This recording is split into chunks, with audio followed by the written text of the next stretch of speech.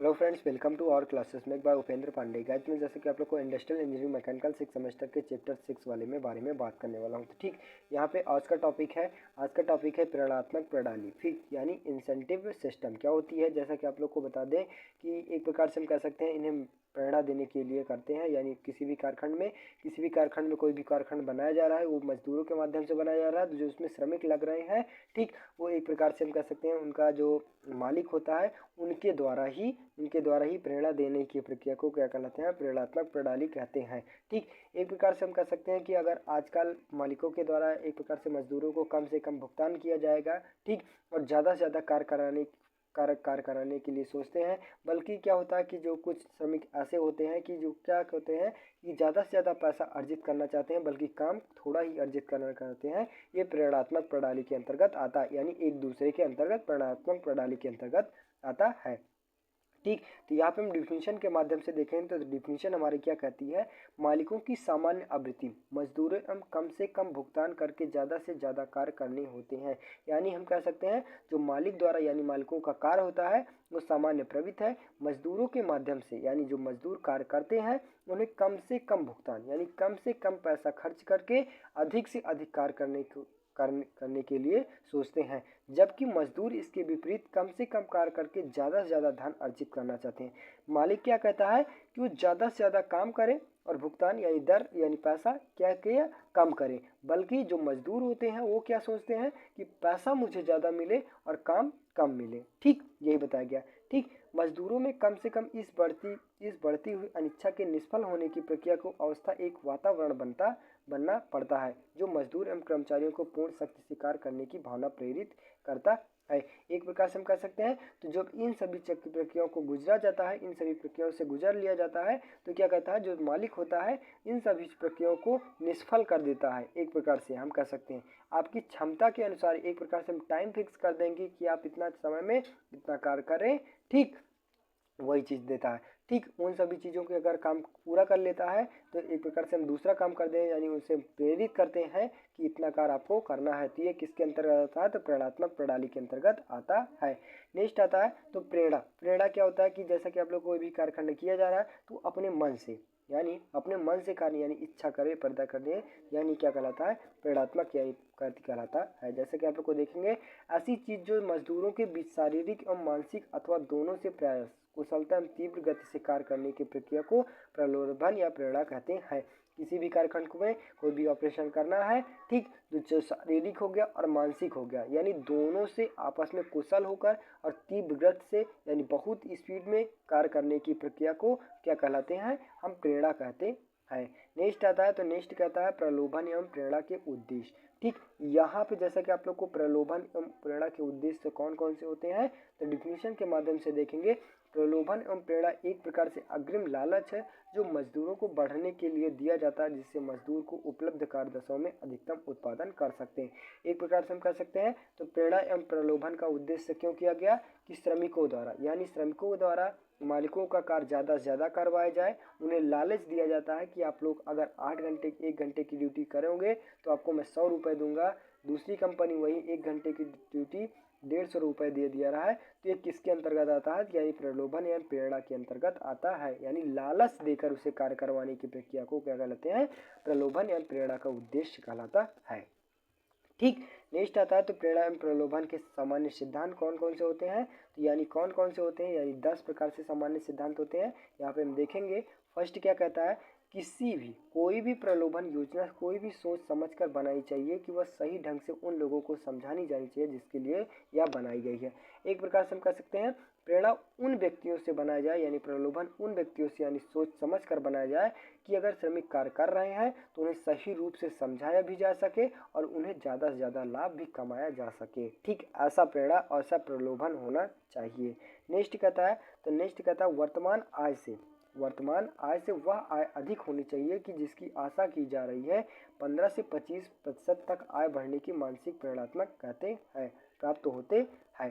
ठीक, तो वही बताया गया कि जैसा कि आपको वर्तमान आय हो गई, ठीक, उनसे कितने से होना चाहिए तो 25 से यानी 15 से 25% तक आय बढ़ने की उम्र होनी चाहिए। नेक्स्ट कहता है कि सभी प्रलोभन योजनाओं में उत्पादन की दर यानी जो सभी प्रलोभन योजनाएं होती हैं और जो उनकी उत्पादन दरें होती हैं या फिर मानक का निर्धारण करके सबसे महत्वपूर्ण करता है। इसके लिए समय एवं गति के अध्ययन पर आधार मापन अच्छा परिणाम देता है। इसका उद्देश्य क्या कहलाता है कि अगर किसी भी कारखंड में बनाया जा रहा है, ठीक, तो किसके अंतर्गत आता है, यानी मापन की, यानी सही रूप से मापा जाएगा और उसे गति के बारे में कितना अध्ययन किया जाएगा वो किसके अंतर्गत आता है, यानी उसका जो परिणाम होता है वो सही रूप से होता है।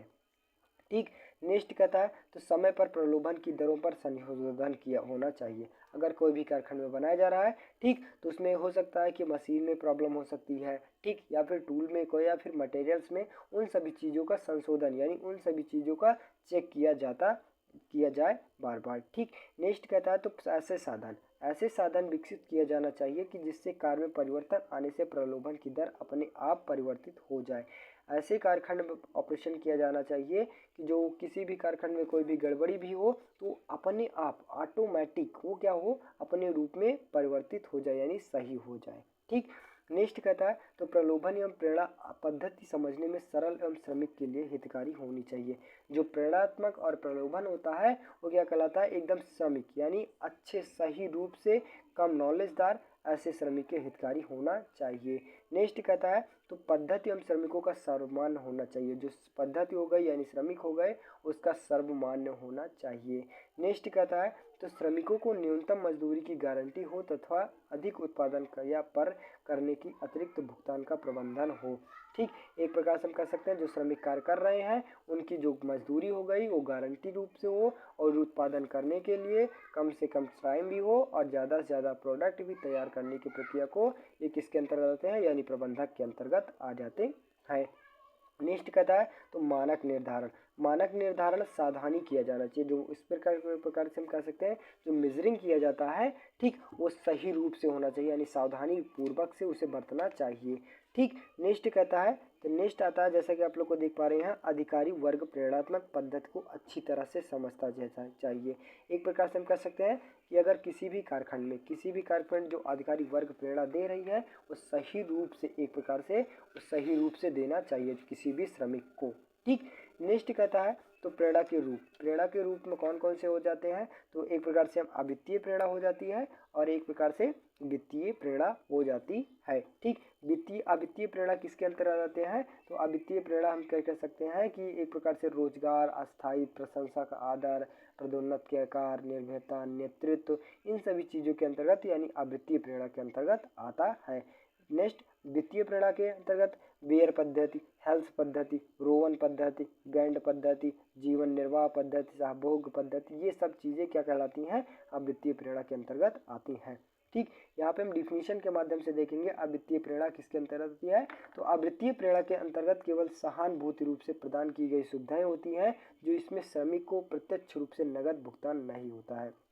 एक प्रकार से हम कह सकते हैं अवित्तीय प्रेरणा किस प्रकार से हम कह सकते हैं कि अगर किसी भी कारखाने में कोई भी मशीन में कार्य किया जा रहा है, ठीक, किसी भी फैक्ट्री फॉर्म में, तो ठीक, तो उनमें जो प्रकार से सहानुभूति की सुविधाएं होती हैं वो सही रूप से एक प्रकार से हम उसे बराबर रूप से भुगतान नहीं करते हैं। नेक्स्ट कहता है तो वृत्तीय प्रेरणा किसके अंतर्गत आता है, तो वृत्तीय प्रेरणा बोनस के आधार पर अवयवों को रोकने के आधार पर, न्यूनतम की मजदूरी रोकने के आधार पर, इन सभी चीज़ों के अंतर्गत यानी वित्तीय प्रेरणा के अंतर्गत आ जाता है। ठीक, तो आई होप गाइस यहाँ पे आप लोग को इंडस्ट्रियल इंजीनियरिंग के चैप्टर्स जो आप लोग को बताया गया, जो भी टॉपिक्स बताए गए एकदम इजी ढंग से समझ में आया होगा, यानी प्रेरणा एवं प्रलोभन योजना के सामान्य सिद्धांत और क्या होते हैं। ठीक, यहाँ पे प्रेरणात्मक प्रणाली एकदम इजी ढंग से समझ में होगा। तो बस गाइस आज के लिए इतना। अगर वीडियो अच्छी लगे, चैनल पर नए हो चैनल को सब्सक्राइब कीजिए, ज़्यादा से ज़्यादा शेयर करने की कोशिश कीजिए। आप लोग की PDF कंप्लीट हो चुकी है। ठीक, आप लोग को आई होप कि यहाँ पे मेट्रोलॉजी और इंडस्ट्रियल इंजीनियरिंग की 20 तारीख से प्रोवाइड कर दी जाएगी, यानी 20 तारीख से प्रोवाइड कर दी जाएगी हर हाल में आप लोग को 20 से 25 के बीच में, सॉरी गाइस 20 से 25 के बीच में आप लोग को इंडस्ट्रियल इंजीनियरिंग और मेट्रोलॉजी की PDF जरूर तैयार कर दी जाएगी। ठीक, तो यहाँ पे आप लोग को जैसा कि आप लोग को रेट वगैरह पता ही है, इंडस्ट्रियल इंजीनियरिंग और मेट्रोलॉजी की 30 रुपये पर डे पर बुक है और आप लोग को CNC मशीन और टूल इंजीनियरिंग की 35 रुपये है, ठीक, पर नोट्स की। ठीक, तो बस गाइस आज के लिए इतना ही, मिलते हैं नेक्स्ट वीडियो में, तब तक के लिए जय हिंद।